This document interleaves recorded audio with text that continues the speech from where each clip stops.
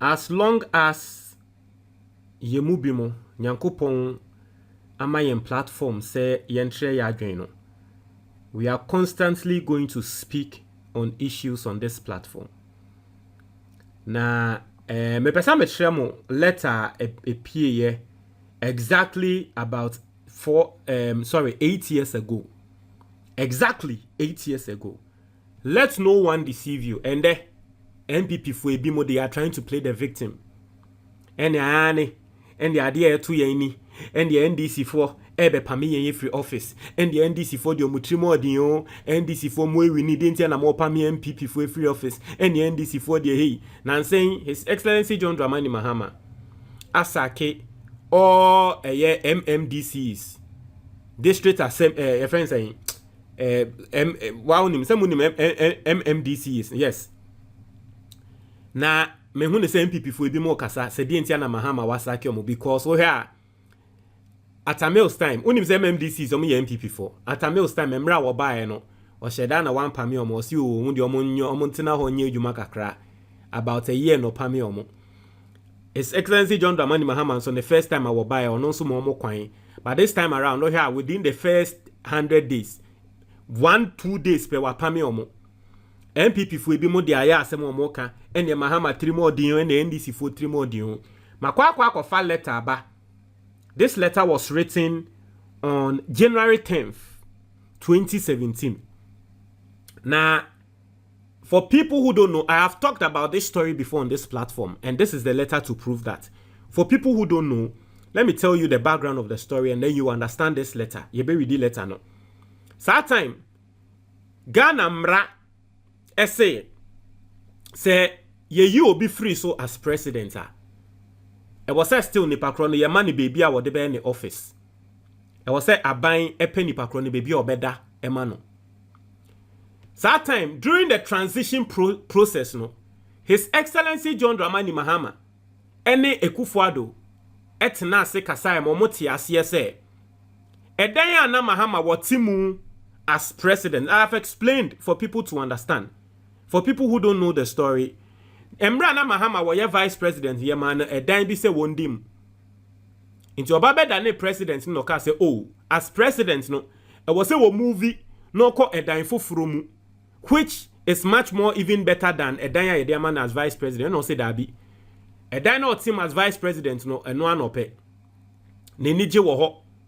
now oni nebusianfo ni bebi omoni age saa edan ne ho. Inti as president e was say man edan ye so sen eno kra no on the obetena ho saa on the president Ekufuado embra wo lose elections no na was say Ghana ban esanso man edan foforo as ex-president and no say oh mesrel edan we yankasa no na e vice president me embra me ye vice president ready edan ne ma me as president no na was say me ko baabi manje na metena ha ya as ex-president nso no e was say mo sanso pe baabi ma me eno nso ye kan as ex-president de sebi untumi ma ne baabi a ase eye bodanfo or say ye hye woni munyam nti as ex-president no baabi a mo de be ma me no mo de mesre mo ma mentena ha ya na edan we meni age ho Mahama His Excellency that time o kan ye no President Ekufuado the new president that time no he didn't say no wo pene so etiase ema o ka say Mahama ntena ho. The next time ye beti no na MPP phone am radio so ebo Mahama dimbone say oye wudini ni trimodin ya to abetia na ewi a die ntia ena opese edan a e wo se ye de mabaomia ena no Mahama ultimate MPP fo ade a wo de ye eye that time no President Mahama no guni hu fin ema ye kofa boys eba be gu fie ho a ye pame Mahama efri fie ho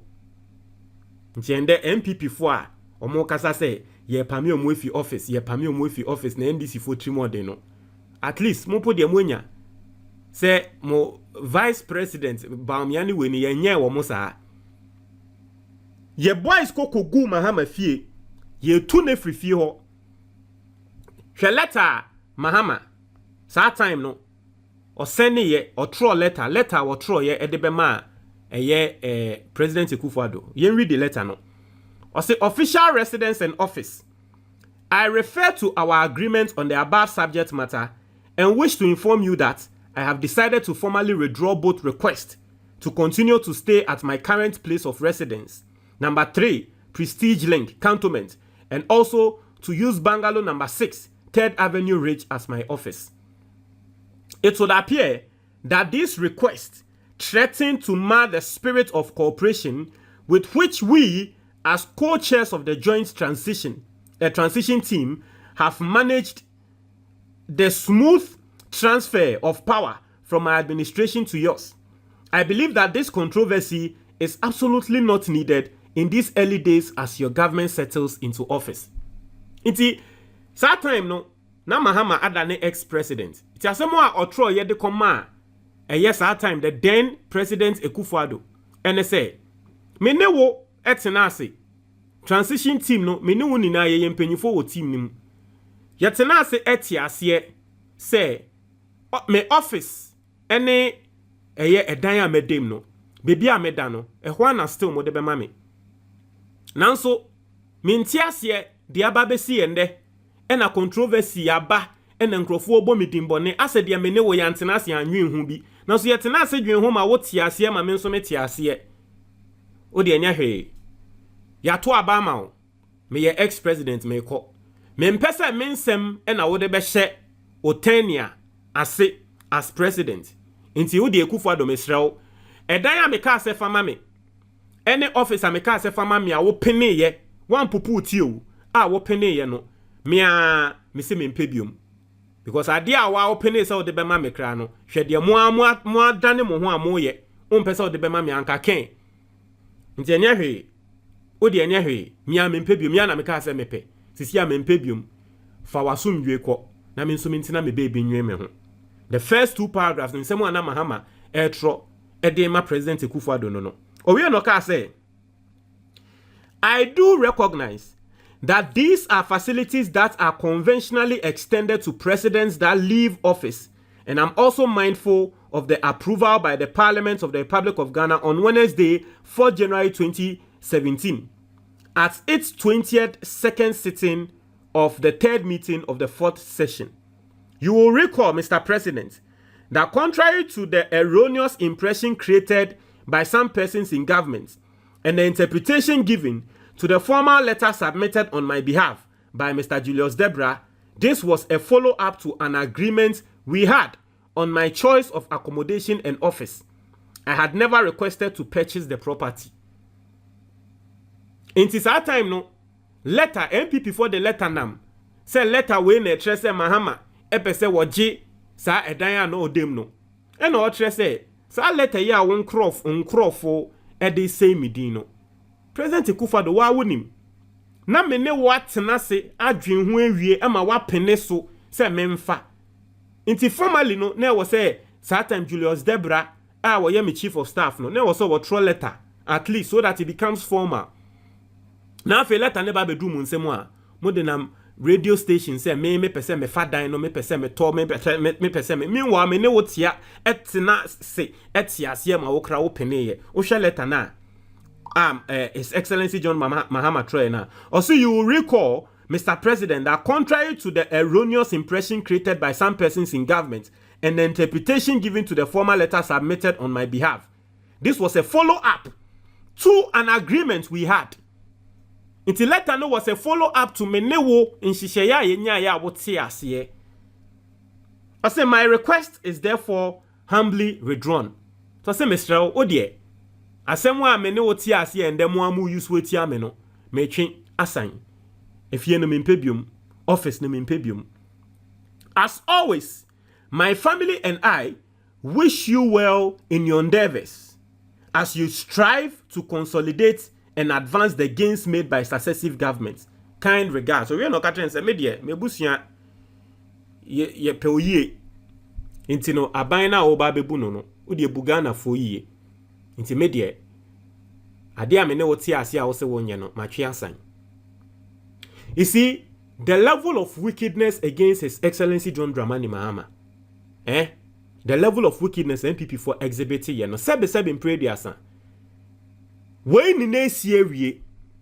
na afei sa time no ye ex-president wa twe asan a ede na wo beye ube make sure say senior Ghana mbra eka say yempe dan ma no ni ensan so mpe office ma no you see to be say obenya office obenya dan ebia baby a wo currently na mo pese mo de be ma na mbra se mo mpe bi ma no nti mo be pa ma no we see ye wie ye no you didn't get him accommodation, you didn't get him an office ono ankasa na yi ni sika eno di chia sanyama we ni na it would to me my country say murefi because this was a controversial matter. And so see I can the level of wickedness and there mo amoya MPP for appointees are mo bebre na mo ahia ase esu say nia motemo office NDC for Bible lokemo and me nka say bia saade na mo ye na ye dabi because even His Excellency John Dramani Mahama katre NDC for so munja saade na mo ye no but so who de ye de Mahama na wo hwe sa letter we a ba ye 2017 Mahama tro ye ema President Akufo-Addo it should tell you say ye de mo humpo achemo because mo de ne mpo no wo hwa na